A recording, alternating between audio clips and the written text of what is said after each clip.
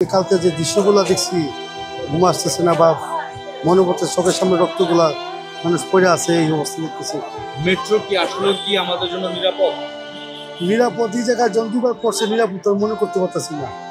কখন কোন দিকে কোনটা পড়ে খুলে পড়ে, কোন দিকে নাট পড়ে যাবো, কোন দিকে পেট খুলে পড়বে, কোন দিকে আবার গলক খুলে পড়বে, কার পড়বে আমার শরীরে না আপনার শরীরে কেউ তো বলতে পারে না কোন পর্যায়ে আছে। যে দুটা ঝুঁকিপূর্ণ উপরের জিনিস, রিক্সি জিনিস, ওই কোনভাবে সেট করছে তারা আল্লাহ পাক ভালো জানে, আমরা তো জানি না যে সেট করছে কে জানে, আমরা তো বলতে পারি না কোনো কিছু। আপনি এই পর্যন্ত কোনো সরকারি সহযোগিতা পাইছেন? না কেউ? না। এই যে আপনার যে এত বড় একটা অ্যাক্সিডেন্ট হচ্ছে, হ্যাঁ কোনো প্রকার সংস্থা এসে বলে নাই কোনো কিছু? না, এখনো বলেনি।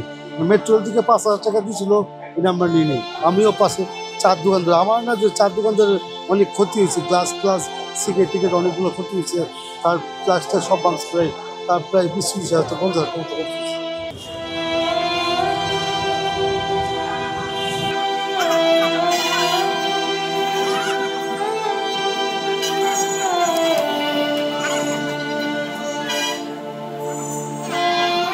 ৳5,000 দিল, আপনি নিলেন না কি কারণে?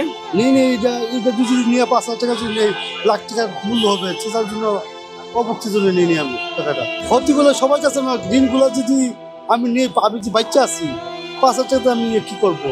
যে মারা গেছে তার 5 লাখ টাকা কিছু হবে না, 50-20 টাকা দিলে হবে না।